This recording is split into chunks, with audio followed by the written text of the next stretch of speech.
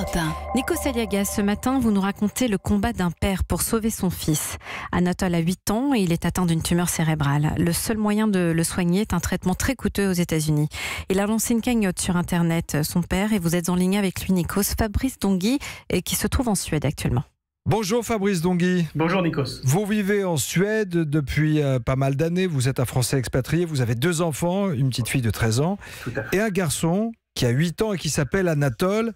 Anatole est atteint d'une tumeur cérébrale au thalamus. C'est un cancer qui n'est pas opérable, qui est plutôt agressif. Oui. Et vous, aujourd'hui, parce que vous voulez aller jusqu'au bout et aller utiliser n'importe quelle possibilité de pouvoir changer cette fatalité, vous lancez une cagnotte aujourd'hui. C'est un papa qui lance une cagnotte. Absolument, oui. Anatole a été diagnostiqué avec cette tumeur il y a de ça quelques mois, en mai 2018. Il est passé par tous les traitements possibles avec radiothérapie, chimiothérapie innovante. Mais malgré tous ces traitements innovants, la tumeur continue d'évoluer, de grossir. Et donc, on se tourne maintenant vers des traitements encore plus poussés et les seules possibilités sont maintenant aux États-Unis, en fait, et plus en Europe. Il y a des essais cliniques, en fait, aux États-Unis qui ne sont pas reconnus par le système de santé européen. Mais les médecins, ils vous disent quoi, de façon, j'imagine, officieuse, de le tenter quand même ? Alors, officieuse, pas si officieuse que ça, dans le sens où ils ne peuvent pas le proposer directement, et c'est pas l'option qu'ils proposent directement parce qu'ils ne peuvent pas la mettre en œuvre, mais une fois qu'on en parle et qu'on amène nos recherches, ils sont tout à fait conscients que d'autres possibilités existent à l'étranger, et donc notamment aux États-Unis, où cet essai clinique est développé, et c'est vrai que les systèmes de santé européens ne prévoient pas de couvrir les essais cliniques en dehors de l'Europe, et donc même si ces médecins disent que cet essai clinique est, dans notre cas particulier, le plus prometteur, ils ne peuvent malgré tout pas le financer. Donc on est un peu livré à nous-mêmes.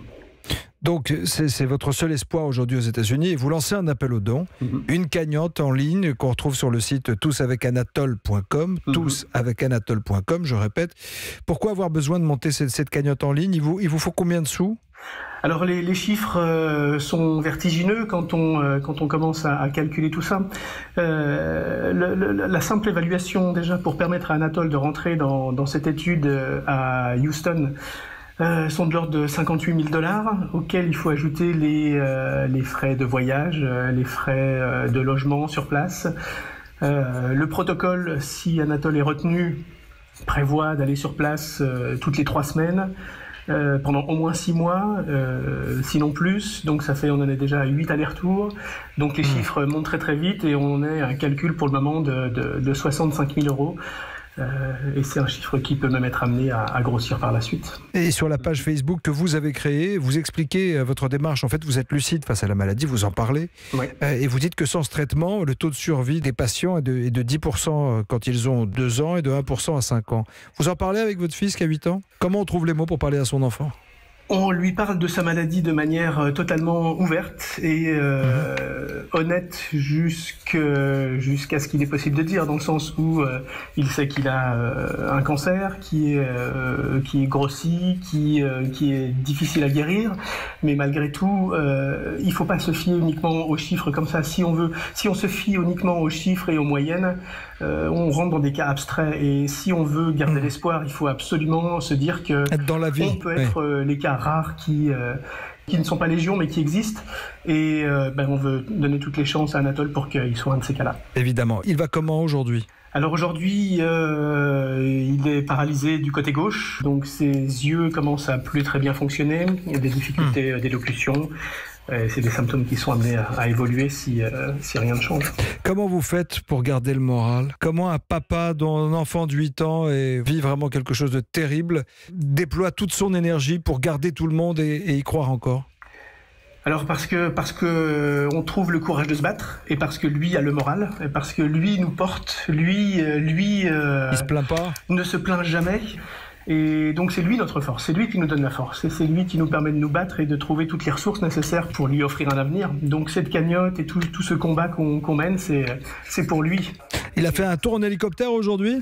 Alors oui, aujourd'hui et demain, il est porté par l'association locale ici qui s'appelle Minstoradag, qui est l'équivalent un petit peu des Petits Princes en France et qui permet aux enfants de réaliser leurs rêves. Et donc lui, son monde, c'est un petit peu celui de l'aviation. Donc il a fait un tour en hélicoptère aujourd'hui. Demain, il participe, même il est dans un vol local en Suède là, où il va pouvoir être dans le cockpit pendant le vol. Enfin, tout un tas de petites choses comme ça où il est en train de vivre des jours extraordinaires.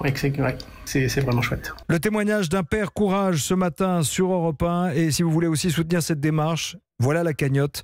Tous avec Anatole.com. Il y aura tous les détails à l'intérieur, tous les relais, les pages Facebook et surtout la possibilité de participer à ce projet.